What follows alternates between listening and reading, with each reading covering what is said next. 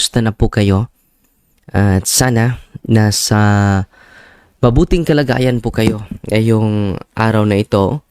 So tatalakayin natin at sasagutin natin. So apologetics time po tayo ngayon. At sasagutin natin yung punto sa isang pastor na nag-viral yung kanyang yung kanyang isa sa mga highlight. Ang tinutukoy ko si Pastor Bacalares, no? Dahil ang wallet natin ay uordinahan. Anong rason niya, theological reason niya, para yan sa ministry. Pangutana ko sa inyo, unsa nga ministry ang gihatag sa Dios kaninyo aron makaapil? So ano ba yung ministry na para sa iyo upang sali ka sa ministry ng simbahan? Kaya kanang paghatag sa kwarta alang sa buhat sa Ginoo, that is ministry. So, yung pagbigay ng pera ay ministry din yan para sa gawain ng Diyos. Totoo naman. So, kanya kwarta na ikaw, sino? Ipalit na ako ni Cox. Cox pa na? Niya, sugar. Ibili ka, G. Mayo. Halos na naman natin ang G. Mayo. Sayang pa rin.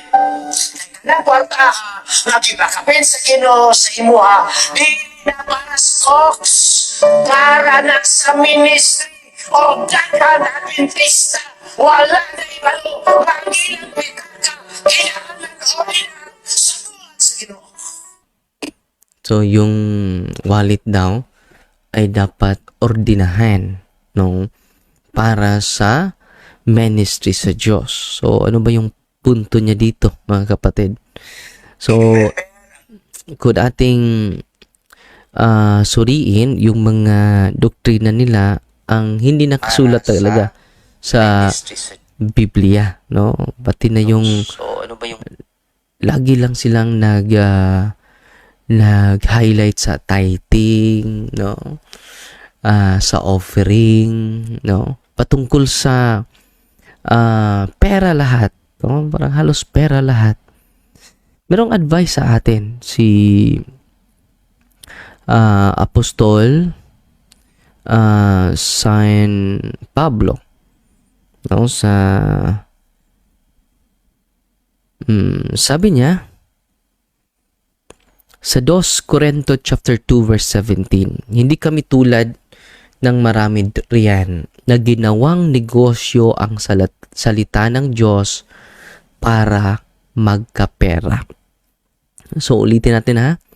Sabi ni Apostol San Pablo na natuklasan niya na merong mga tao na ginawa yung salita ng Diyos na negosyo para magkapera lang.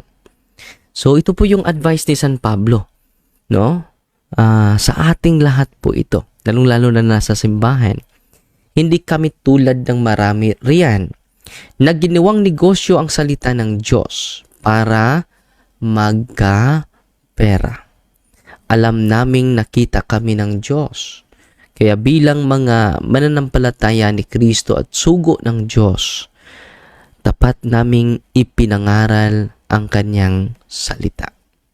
So dito mga kapatid, malinaw na malinaw ang advice ni Apostol San Pablo na hindi natin gamitin yung salita ng Diyos upang magkapera tayo. So laging hina-highlight nila yung 10%. Kung nakita naman ninyo sa ating mga kapatid na mga pastor, na nagtatanong doon sa City Square, mga kapatid, lagi nilang ina-highlight yung 10%. Sino ba yung nagnakaw? Lalo na yun si Pastor Darwin Butlay. Nasabi niya, sino ba yung nagnakaw? Yung hindi nagbigay ng 10% o yung nagbigay? Sa point din doon, obliged tayong magbigay ng 10% dahil ninakaw natin ang pera na yan para sa Diyos. Well and good. Kung hindi naman natin mapigilan kung magbigay yung mga tao para sa simbahan, para sa proyekto, para sa ministry, at para sa evangelization, hindi natin mapigilan yung mga tao. Pero kung yan lang ang topic natin, lagi ng 10%, pakonsensya, i-ordain ninyo yung pitaka ninyo. Just imagine, i-ordain yung pitaka ninyo. Bakit ba tayo laging hina-highlight yung pera, no? At ipakonsensya pa sa mga membro ang patungkol dyan. So, meron naman tayong moral obligation sa simbahan. Pero, hindi dapat lagi na i-highlight natin yung 10% na yan. O din pa na natin yung ating wallet para makonsensya yung mga membro. No? Sabi ni Apostol San Pablo, hindi kami tulad ng marami riyan na ginawang negosyo ang salita ng Diyos para magka-pera. Alam naming nakikita kami ng Diyos. Kaya bilang mga mananampalataya ni Kristo at sugo ng Diyos, tapat naming ipinangaral ang kanyang salita. Meron kang nang-invite sa atin, mga kapatid, isang parokya na nagulat niya ako dahil may registration sila. 1,000 yung registration sa Toko. Sa isang, hindi ko lang pangalanan ang lugar. At kung malate registration daw is 1,300. So, tinawagan ko yung organizer, pati na yung pare, na, Father, paano yung mahihirap? Hindi makadalo.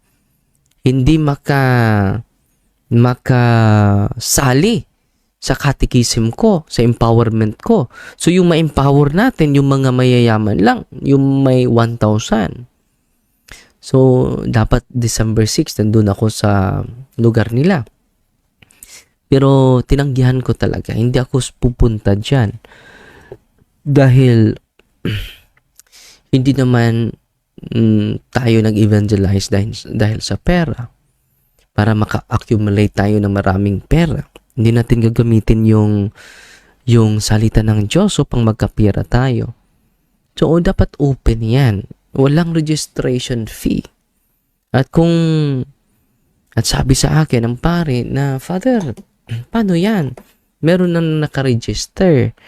200, more than 200 na sila. So, hindi ko yan problema, Father.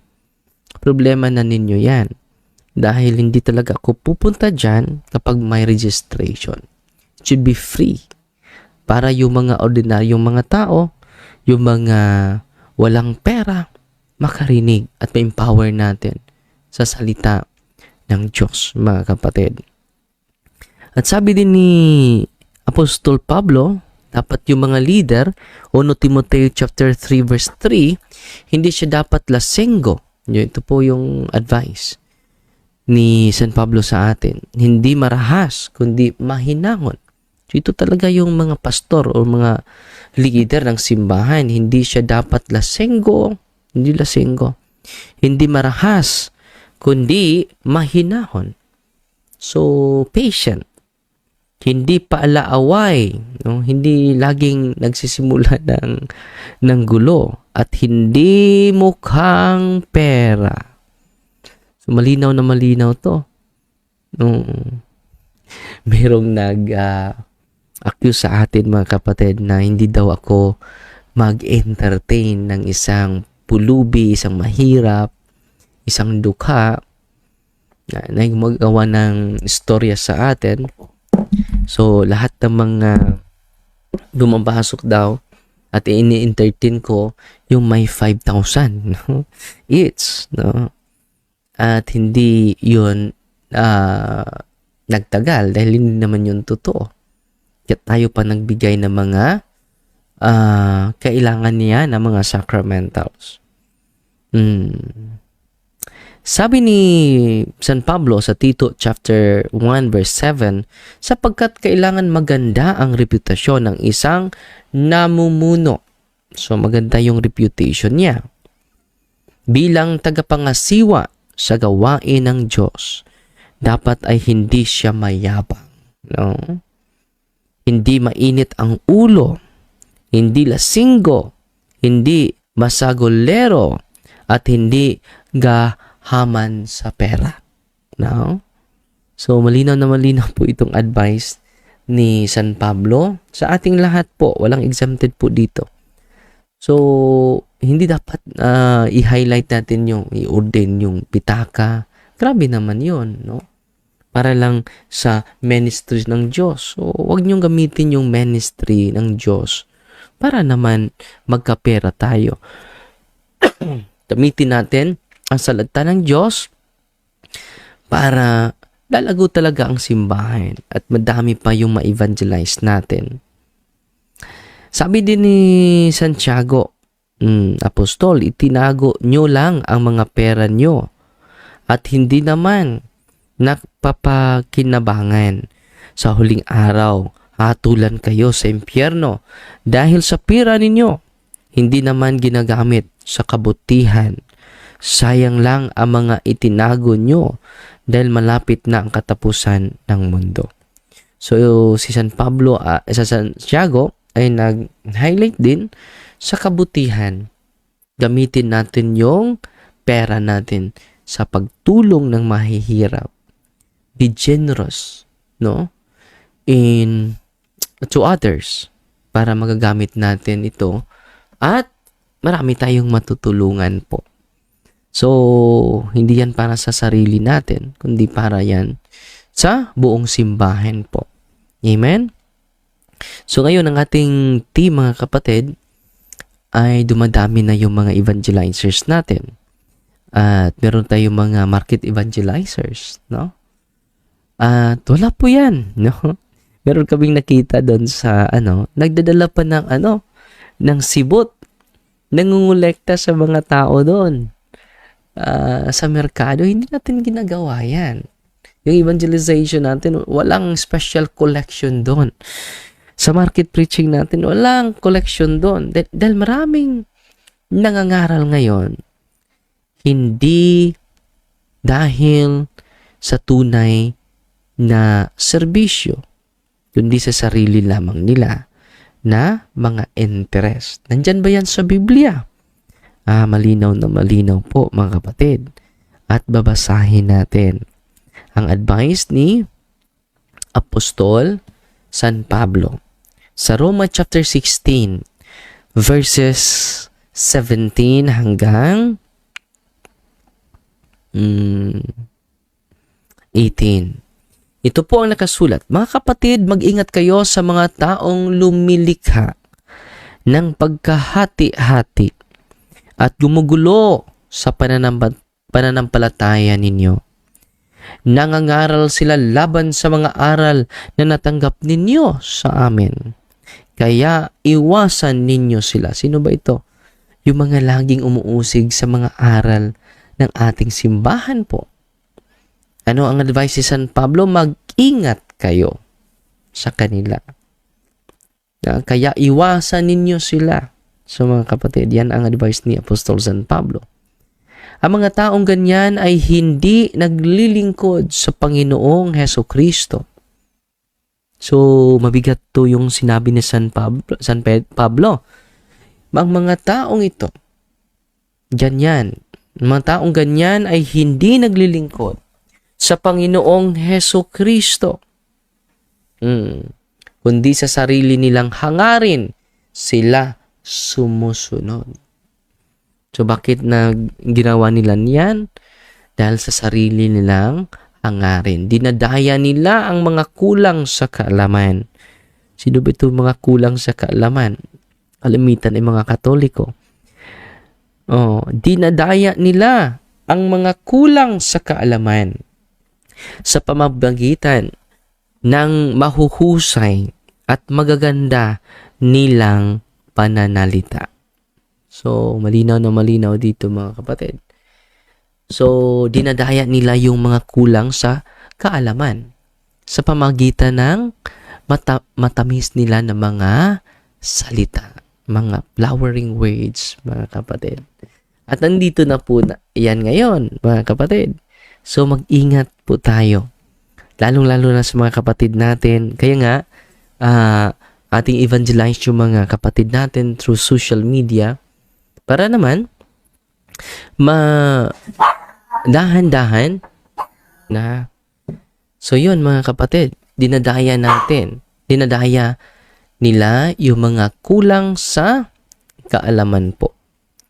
So, mag-ingat po tayo. So, ano ang dapat nating gawin? Dagdagan natin yung ating kaalaman. No? Dagdagan natin yung ating kaalaman. At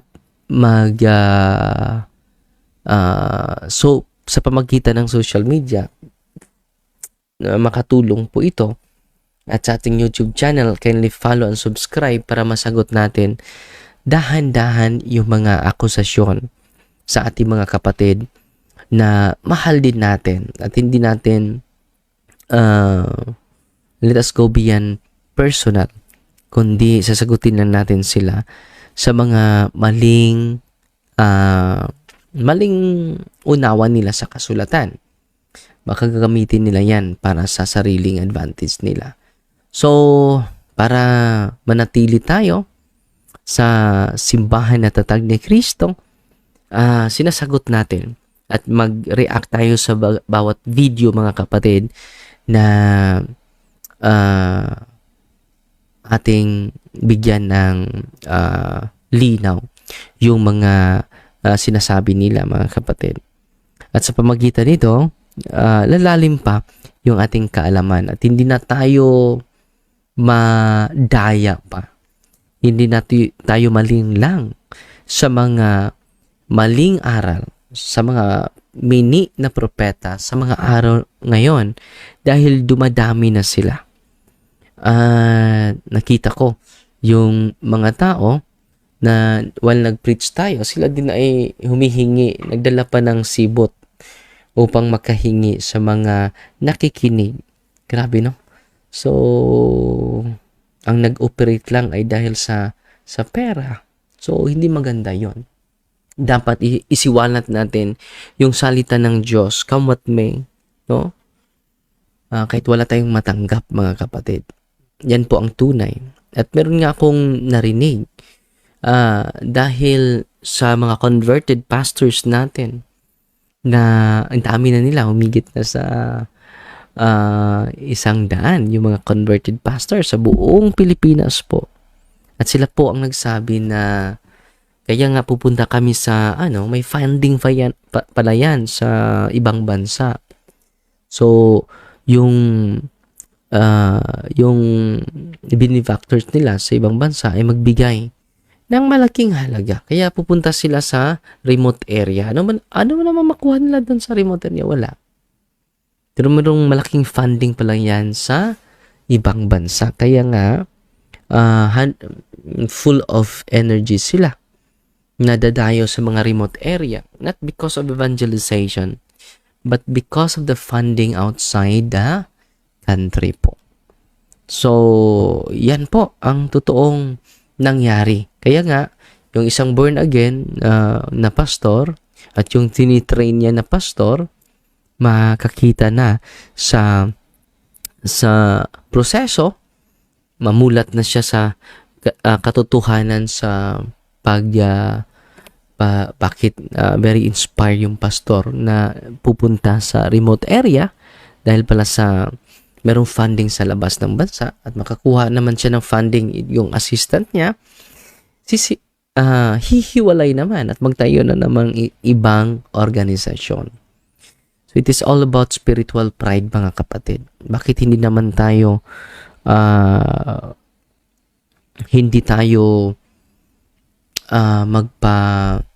magpa-membro sa simbahan na tatag ni Kristo. So yun si Bayinting Ismael, siya nga nagtayo ng kanyang simbahan, no? Yung nagtanong sa atin dun sa market preaching natin, siya mismo ang nagtayo sa kanyang simbahan. Kasi imagine siya nagparehistro sa kanyang simbahan, Assembly of Yahweh, Dahil hindi na din niya nagustuhan yung leader niya. So kita ninyo yung pamamalakad ng ating mga kapatid. Totoo talaga yun si Apostol San Pablo, yung sinasabi niya na merong mga tao ngayon na ginagamit yung salita ng Diyos, ginagamit yung simbahan nila, hindi dahil naglilingkod sila kay Kristo, kundi sa sarili nila, sumusunod sila. So mag-ingat po tayo dyan, mga kapatid, ha?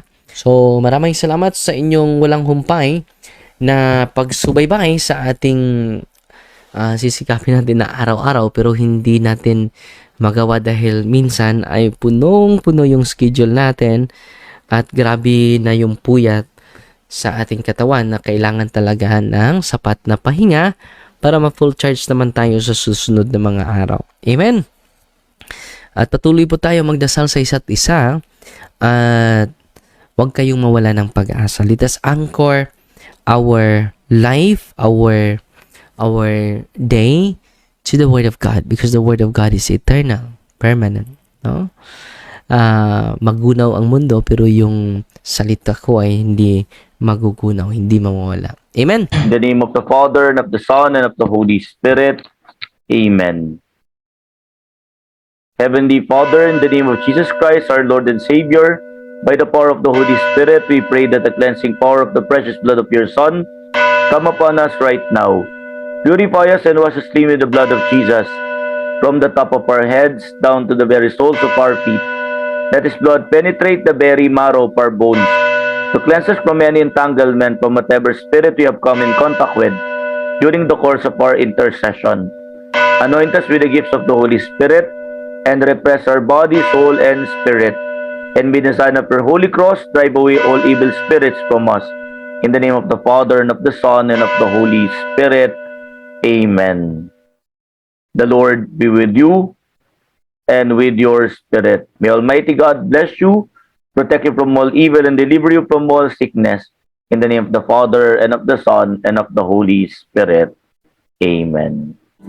To make His message known is our responsibility. So here we are to pledge our lives to the Lord.